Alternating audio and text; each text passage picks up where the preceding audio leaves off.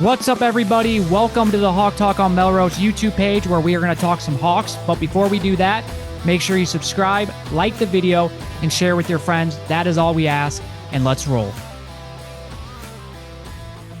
All right, here we go. This is Hawk Talk on Melrose. I am Collin, joined today with Tyler. The Battle of the Floyd of Rosedale taking place this Saturday. Huge matchup for Iowa. We will get into that today. That is what we're going to do on this episode. We are going to preview that game and then get into some other topics as well. So let's get right into the preview. We are going to start off with the 2-minute drill where I discuss Iowa's opponent in less than 2 minutes. The goal here is to give you guys a good idea of who we are playing this upcoming Saturday. So let's begin. Minnesota leads the all-time series 63-52, but Iowa has won 10 out of the last 12 meetings. Unfortunately, Iowa did lose last year in a very heartbreaking loss, the invalid fair catch that stunned everybody, but we did lose that game. So we have a job to do this week to get that trophy back. The Gophers come in the week 2-1, including a loss to North Carolina to begin the year, but they have responded with 2 wins against Rhode Island, Nevada by a combined score 75-0. The Gophers offense is led by transfer quarterback Max Brosmer, put up really good numbers at New Hampshire. We have to remember, though, that's FCS level. His first game for Minnesota was pretty iffy, but he has responded well in the last 2 games, and he's been pretty efficient. Their strength is definitely in the run game. Darius Taylor and Oklahoma transfer Marcus Mayer. Now, Taylor did miss the first game of the season against North Carolina, but he has played the last 2 games. He's averaging 7.5 yards per carry and 3 touchdowns. And their 2 wide receivers, Daniel Jackson, who was one of the top pass catchers in the Big Ten last year, and then Charlotte transfer Elijah Spencer. Offensive line is definitely their strength. According to PFF, the Gophers ranked 35th in pass blocking and 53rd in run blocking. And then on the defensive side, Minnesota is off to a really good start, obviously shutting out back-to-back teams the last 2 weeks. They are under first-year defensive coordinator Corey Heatherman. Defensive line and linebackers, definitely their strength. They have 2 really good defensive linemen, one being ranked 3rd best in the Big Ten, according to PFF. Their top 2 tacklers are at the linebacker position. And then in the secondary, they have several players that have been pretty dang productive this year. Kerry Brown, for them, for example, has 2 interceptions already. Their nickelback player is off to a fantastic start. He actually led the team last year in tackles, has an interception this year. So a pretty solid group, to say the least. Overall, this team, not bad. They're 5th in total defense and 6th in scoring defense. So their defense is definitely their strength. Their defensive front is definitely really good. And this is going to be a big-time matchup for Iowa. Yeah, it's going to be a big early test. I mean, it doesn't get much bigger than a rivalry game on the road at night in Minneapolis. I mean, it's a big test early. It's our first road game of the year. And yeah, I mean, you want to come away with the victory first and foremost. I mean, that's obviously a given. And given what we talked about on the last episode, what's coming down the road in a couple of weeks, I really feel like, I mean, we can get into it. I feel like it's a must-win game. 100%. We talked about that, on Sunday. It's 100% a must-win game because me and you are the biggest Iowa fans, or one of the biggest Iowa fans. We try to be as optimistic as possible, but there's no way we are going into Columbus and beating Ohio State. Maybe if we were at home, I would say, hey, maybe a slight chance, an upset inside Kinnick. We've seen it before. Sure. But we're not going into Columbus, especially witnessing the defense. Now, I do think that they will get better in those long passes, but until I see it not happen as much, I'm sorry, but Jeremiah Smith for Ohio State or some of their other wide receivers. I mean, if Troy's doing it against us, you don't think Ohio State can do it against us. So all it takes is that game. We get down 14-0. Right. It's game over because our offense isn't built to come back from being down by multiple touchdowns. So no, we're not winning that game. So this is a must-win game because if you lose this game and then you lose at Ohio State, you are going into the Washington game at 2-3. You're 0-2 in the Big Ten, and your only wins would be non-Power 4 opponents. Think about that. That's not good. That doesn't look good at all. So, yes, this is a 100% a must-win. Yeah, and I think for me and you, I mean, our expectation might be a little skewed being Iowa fans, but I thought I really thought a 10-2 season was very realistic for this team, given what we've talked about on the defense coming back, and then what came back on offense, Lachey and McNamara, two guys that weren't there due to injury midway through the season. And so, yeah, it's a big game. And obviously just after last year's Minnesota game, man, I don't know about you, but just the Iowa fan in me, I want that freaking trophy back. We got that trophy stolen from us in the most, in my opinion, unfair and I'm not going to say it's cheating, but it's like that's almost how I felt. Like we were cheated out of a win. The invalid fair catch signal with Cooper DeJean that to every non-Minnesota fan was bullshit. So I just, the fan in me really just, oh, we need to get this win. And then obviously, losing to already one rival in Iowa State. I don't want to be 0-2 in that category in the first 4 games. So, yeah, that's just my kind of the fan in me speaking there, I guess. Yeah, last year's game, man, like I remember the highest of the high to the lowest of the low. But it's still like it's hilarious to me. We were so bad on offense that even though we had that invalid fair catch, we still got the ball at the 50-yard line. All we needed to do is kick a field goal. All we needed was maybe 15 yards, and we couldn't even do that. So that's a fair point. It's just hilarious to me because it's like, we do complain about the invalid fair catch, which it was a BS call, but it's like we only needed, like, it wasn't like we needed to get a touchdown. That would be one thing that just shows how bad our offense was. I actually rewatched the game last night because I kind of wanted to see how all that played out. We started the game off so good. We went right down the field. We didn't kick we had to end up kicking a field goal, but we went down the field and then we just couldn't do anything the rest of the game. In the second half, I think we finished with what was it, 10-ish yards or something total. It was just ridiculously bad. And then, the invalid fair catch happened. And then I think the next play, we're at the 50-yard line. Deacon Hill, of course, takes a sack. And then the next play throws an interception. It's cool. Gosh. But no, going back to this game then, this is a game that for Cade McNamara, this is why we got you, man. This is why you're getting paid the big bucks. Now, I don't want to speculate how much he's making from us. Some people say he's making 600,000. There's some that say he's making $1 million. Regardless, he's making a lot of money. He might be number one, if not top 3 in terms of the most money that he's making from the NIL. This is why we got you to go into games like this, a big time game, and win it for us. Now, like I said, maybe not on the last episode, but the episode prior, we're not asking you to play hero ball. We don't have to put everything on your shoulders, but can you make those 1 or 2 plays that will define this game? Because at the end of the day, this is going to be a close game no matter what. It just is. It always is. Yeah. And it's going to come down to the quarterbacks. It's going to come down to Cade. Can you make those few plays?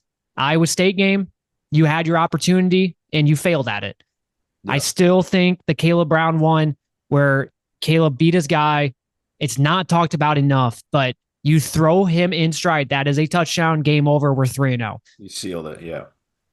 You have to be able to make some plays because I do think Minnesota will, I'm not going to say shut down our run game because I just think our run game is good enough where it's always going to look pretty good, I think, as the year goes on, but it's not going to look, I don't think it's going to look as good as it did the last 3 weeks. Yeah. I'm kind of imagining it to kind of look like what it did in the second half against Iowa State, where we still broke some long rushes. But for the most part, it was like we didn't do that good because the defensive front just kind of handled us. And so I expect Minnesota to be able to do that for the most part. Now, I do think Caleb's still going to have a good game, but that's not going to be the difference maker. The difference maker is going to be Cade McNamara and being able to make a few throws. And so, Cade, we got you to do it. Now, he hasn't played a lot in an Iowa uniform, but he has yet to be able to really do that for us. And so this is the game to do it. This is the game because this is like what we were just talking about 5 minutes ago. This is a must-win game for Iowa. Yeah, and I think you make an excellent point about, this is what you brought him here to do. He's the guy that we wanted due to the experience in big-time games. And No. Is Minnesota in a playoff game the same thing? No, but the idea is the same. If it's a big game, you Yeah. trust his experience, you trust his, you know, knowledge of the game and him being there for 4 years now. You walk in there and you should feel confident with him. And I do. I agree that second half against Iowa State scares me. It's the one really good team on our slate so far that he didn't look good against. And yeah, it was a Power Five team, and it was at home. This one's on the road. You can't go into this game in the second half and look anything remotely like we did against Iowa State and expect to come out with a victory, because it's just not going to happen. You're exactly right. We need to run the ball. I think we can run the ball. Is Caleb Johnson going to be the leading rusher after next week? I don't know. Probably not, because I agree. I think Minnesota's D-line and their defense in general is good enough to contain him for the most part. I don't expect him to run for 175 yards, right? I just don't. And that's kind of what, yeah. Yeah, if he does, then I want to be wrong, right? I want to come on here on Sunday and be like, hey, 100%. Let's freaking go. I just think that they're going to be so focused on stopping him. And why wouldn't you if you're a defense? If he's the leading rusher in the country, you got to stop Iowa's run game to have a chance for the opposing team. And that's where Cade gets paid the big bucks. You're exactly right. Not to be the hero, not to, like Iowa State, to be rolling to your right and throw back left across your body. Don't do that. Just play smart, play efficient, don't turn the ball over, and then make one or two plays in the fourth quarter when you need it, because you're right, it's going to be close. Yeah. And move the chains. So speaking of like the rushing attack, I don't know if you saw, but LaShawn Williams, which I didn't even see this, but he got hurt apparently during the Detroit game. Probably the same injury that we've been talking about that's probably been lingering him. So he's not playing this week. So it's going to be a three-headed monster of Kaleb, Jazz, and then Kamari. And Jazz really impressed me on Saturday. Now, I get it. It was towards the end of the game when, Troy was pretty much, they were done for at that point. Yeah. But his legs look fresh. So I'm sure he's going to see the field a lot on Saturday. I do want to talk a little bit more about Brendan Sullivan, because someone asked Kirk at the presser yesterday, and of course, Kirk, like just coach speak. He was just like, yeah, we'll see. We haven't really thought much about it, because I don't know who asked him. Someone asked him about like, will you see maybe add him in on like third and fourth down situations? And he's like, yeah, we'll see. We never really thought about it, which tells me, because he didn't just straight up say no. So that means that like, I'm sure there is. And I talked about this with you on Sunday's episode, where I want to take it to the next step. Like, okay, if we're going to see him in the red zone, if they trust him enough in the red zone, then I want to see him out there on a random drive at the 50-yard line. Between the 20s. Or between the 20s. Yeah. Right. Just one of those times, couple times a game, to just completely get the defense a little bit like, oh, okay, now he's in. We got to kind of switch up what we're doing. Right. I just think it would work.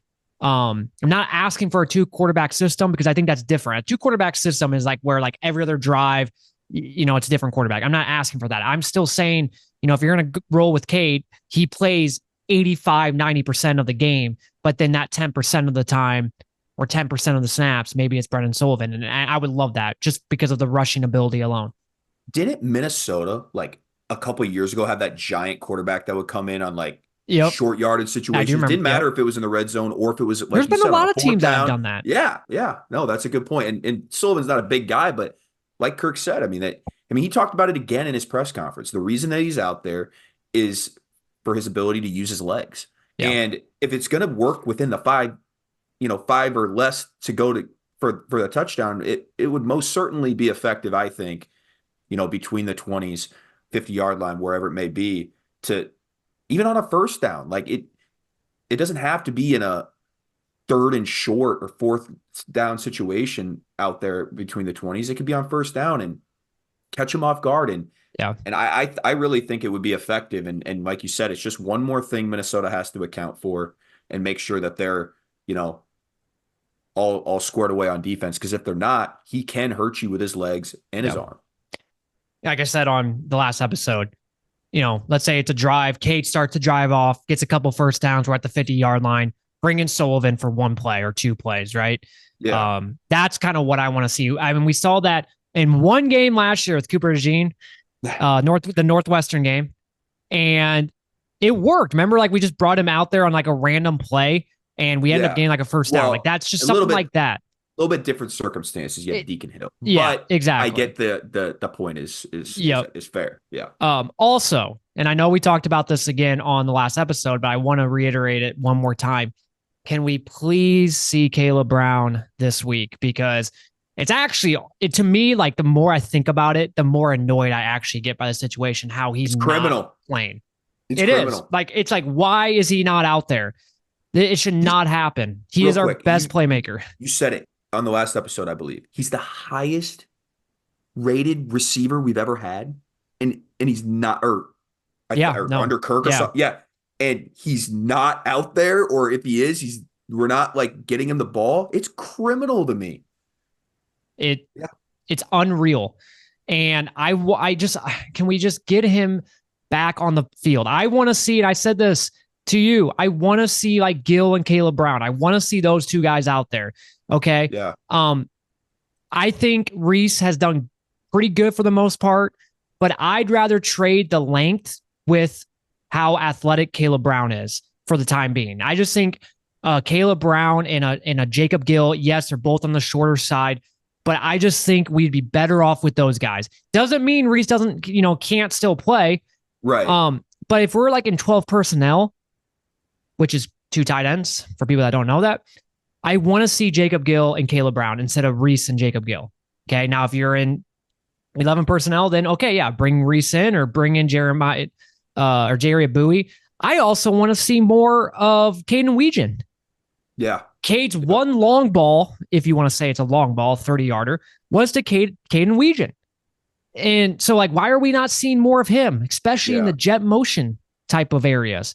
So I know it's a young season. We've only played 3 games. So it's like, calm down, Collin. Like, I'm sure at some point, we will work in a game plan for getting these guys the ball. But I just think with Caleb Brown, it's like, man, like we saw what he was capable of last year. Now, he had some drops last season, but I also think a lot of that had to do with the fact that he barely played last year. So you're expecting a guy just to come in and just be an all-timer and catching the rocket throws by Deacon Hill. Like, come on, give him a break a little bit. So, but we saw like he was 100% by the end of the year. It took until October 31st, or maybe it was November 1st, whenever we played Northwestern, we finally got him the ball. And then after that, he was wide receiver 1 for us. He was like the go-to guy. And I just thought like this year, you saw what Tim Lester did at Western Michigan. A lot of these young, or not young, but shorter players for him excelled well in his offense. Now, I get it. His offense is a little bit different from there to here. We're running a more pro style compared to there. He was more of like an RPO shotgun, but still. So I just thought Caleb Brown, I was so looking forward to this year with Caleb Brown. I'm like, man, he's going to flourish in Tim Lester's system. And so far we just haven't seen him. And you looked right at me at the Iowa game on Saturday when he caught that ball for 18 yards, or he caught it. Maybe he caught it. And then he got maybe like upfield 5 or 8 yards after that. Yeah. And you're like, yep, see what happens. Good things happen. Weird. Yeah. You get him the ball and he gets 18 yards. So Well, yeah, I just hope we incorporate him in the game plan. You need to. I just feel like he's too good to just be on the sideline. And us, obviously, at the game, we always kind of look at the sideline, just kind of see, and it's just like you said, it's criminal seeing him just sitting there on the sideline like every single snap. It just shouldn't happen. Well, and my thing with Reese Vanderzee is I get the length, but we're not utilizing his length at all. Exactly. In the game. If you're going to utilize that, then okay, that's fine by me. But you're exactly right. Besides the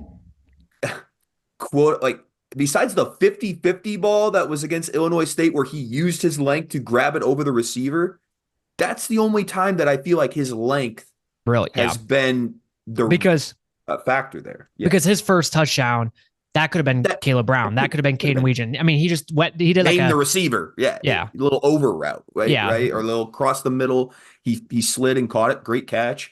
Yeah. It wasn't like it was like a fade or like, he was right. It's not a designed route where it's utilizing his length or whatnot. And so because of that, and the fact that he is a true freshman, like I do think Caleb Brown, I think would be better suited in this offense right now. And that's the thing. Like, you put him out there and you throw him the ball, and like I said, he goes 1 for 1 with 18 yards. I mean, imagine if you keep throwing him the ball, right? Yeah. So I think at minimum, he should be targeted at least 7 or 8 times a game at yeah, minimum. Like that I, is, I, I think I mean, around that's not even that high. I'm just no, saying, no. throw him the ball at least 7 times a game. I love Jacob Gill. I do.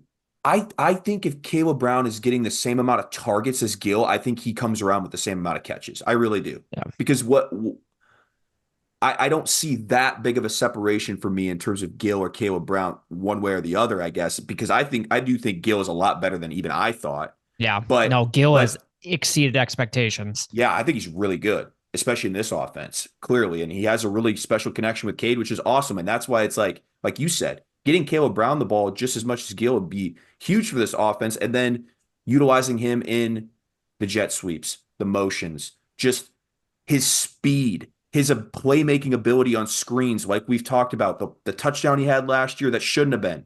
He's a playmaker. You got to give him the ball. Yeah, it'll be really interesting to see that. It'll be interesting to see if we will take a few deep shots down the field. And when I say deep shots, I'm not talking, I am talking like the deep ball, which I don't know about that, but even just like the Caden Weegan one, like the 30-yard, like, are we going to see some more of that this week?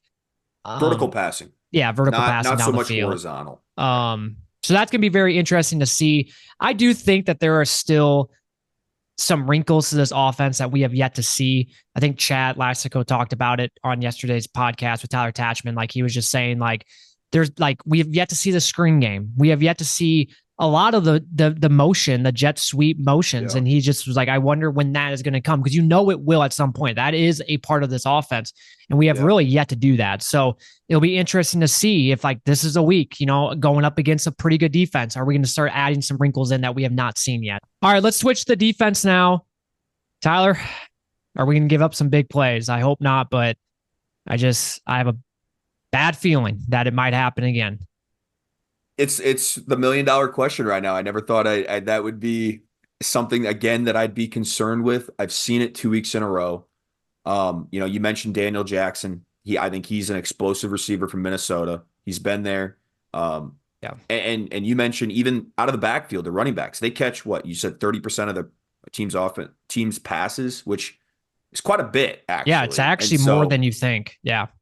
So they utilize everybody in the passing game, which concerns me a little bit too, because I feel like you don't really see that much, at least you haven't yet. And so, linebackers are going to have to be on it when it comes to guarding those backs out of the backfield. And then let's just say what it is. TJ Hall better be ready to go. I mean, that's what it comes down to. And as well as the safeties and making sure that the correctable mistakes, according to Kirk Ferentz in the press conference, lack of communication and basically just saying he's a young guy and he didn't know, not everybody knew exactly what was going on. That communication and that, no understanding of what defense you're playing and knowing how to play everything correctly has got to be damn near perfect in this game, because you just can't, like Kirk said, you just can't afford to give up explosive plays and give yourself a high percentage chance to win, especially like a team like Minnesota on the road in a night game, hostile environment. Can't let that happen. Not a recipe for success. That's why I'm glad it happened against Troy. Out of any team that's going to happen to, let it happen against Troy, where we can hopefully, with the GOAT defensive coordinator, can get that stuff corrected. But yeah, TJ Hall is still the starter. He was listed as a starter on the depth chart. They obviously asked Kirk about it in the presser, and he pretty much stated that all 4 guys are pretty close. But yeah, TJ Hall is a starter. But yeah, it wouldn't surprise me if we also see Deshaun Lee out there at some point. With Deshaun Lee, what I find is, which kind of funny, is like, he played a lot last year and like he actually did a pretty good job for us. Like, I don't remember ever criticizing him.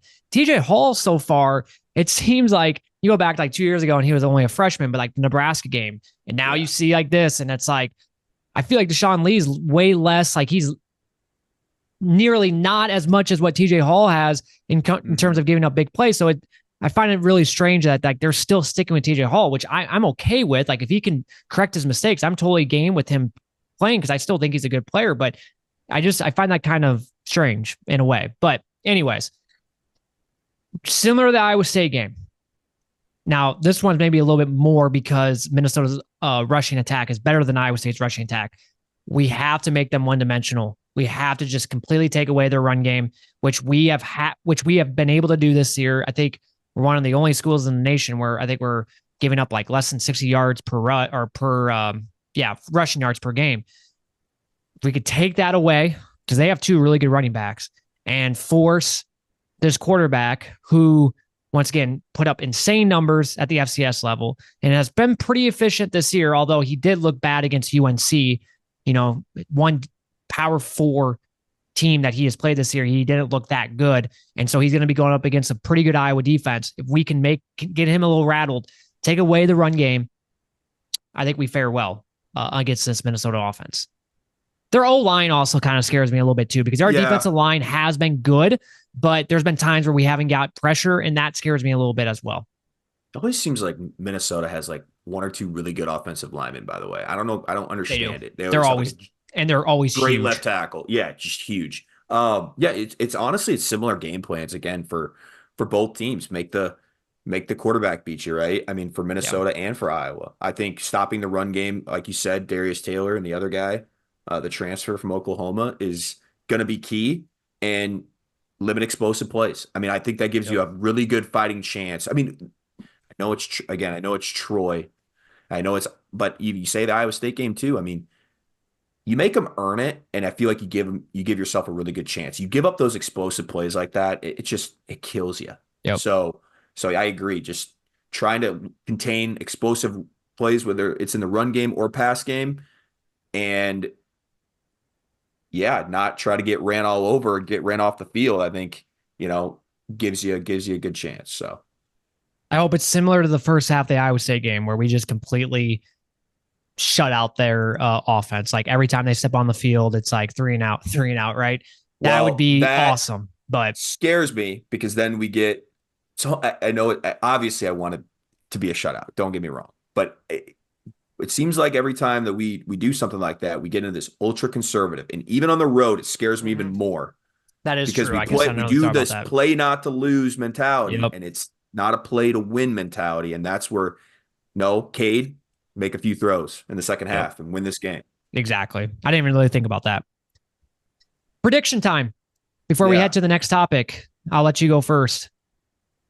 I was really, really feeling good about this game in the offseason. My mood has changed. Oh yeah, I forgot. Yep, I forgot dramatically. I just thought, again, knowing what happened last year, and again knowing what we had coming back, that I was feeling really, really good. Now, I did predict an Iowa win against Iowa State during that time, and we haven't really talked a whole lot about the defense on this episode, but we did post game of the Iowa State game and Troy game, and they have had some major lapses.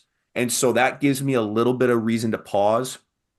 With that being said, because I believe it's a must win, because I believe I'm a, psycho Iowa fan, I'm in my heart believe that we're going to get this trophy back. I am going to say we're going to win the game 20-17. It's probably going to come down to like a potentially a game-winning field goal. I think it's going to be really close. I think it's going to be back and forth. We could be trailing going into the fourth quarter. But again, I just believe, because it's a must-win, that we're going to find a way. We're going to get this trophy back to Iowa City. So I'm going to go 23-13, Hawks winning. Okay. I said in the prediction with Colby before the season, I said 10-2, and Ohio State was one of the losses. And then I said I could see it either being like later in the season, UCLA or Maryland. And then I said, or I could see it being early in the season, Iowa State or Minnesota. And so we lost to Iowa State, so that's that one loss. And I think we'll bounce back. It's going to be tough. It's going to be, a true road game, although I do think there will be a lot of Iowa fans there. But it's going to be a big-time game. And I think everything that happened last year, I think paired with the fact that our offense is better, our defense needs to get figured out. But I just think with all that being said, like, I think we should walk out of Minneapolis with the dub, but it's going to be tough. 23-13, that's it. And like years 2017, it's going to be a close game no matter what. And Iowa's been a really good road team as of late. And so I think that, gives this team confidence and gives me confidence in and not just, being a homer in this pick. I trust Kirk on the road. And sometimes, like we've talked about, sometimes it's just better to play on the road. Yeah. You don't focus so much, and Kirk's talked about it maybe as much as, having to rely on the crowd to get behind you and be the extra motivation. You got to find that within yourselves on the road, because it's you versus everybody else. And we've performed pretty well under those circumstances. So All right, the last topic we're going to talk about is what Scott Doctrine tweeted about. He's been keeping track of the former quarterbacks, so some of the Iowa quarterbacks from the last few years. Obviously, they're all at different schools now, and he's been keeping track of their stats. And Tyler, I don't know, did you see the tweet about the week 3 stats from some of these former players? I'm not going to lie to you. No, I have not. So this is going to be news to me right here as well. So yeah. So he tweeted out. So he also did Iowa Current, which Sullivan and Cade, but I'm not going to talk about them. We already know their stats. Spencer Petras, he did not play. He's still hurt from the week 1 game, which, by the way, his stats in that game before he got hurt, 10 for 15, which isn't bad. 1 touchdown, but 2 interceptions. All right, here we go. Deuce Hogan, New Mexico State, 4 for 13, so 31%, 8 yards, 2 interceptions, 0 touchdowns, and a loss 48-0. And they are now 1-2. I don't think he starts for them because 4 for 13 for 8 yards, 2 interceptions, 0 touchdowns. There's no way that's a complete Or he got game. hurt. Or he got hurt. I have no idea. All right, Joe Labus, who is a starter for Central Michigan, 12 for 25, so that's 48%, so that's not very good. 125 yards, 1 interception, 0 touchdowns. They also lost 30-9, and they are now 1-2. Then you got Deacon Hill, Utah Tech.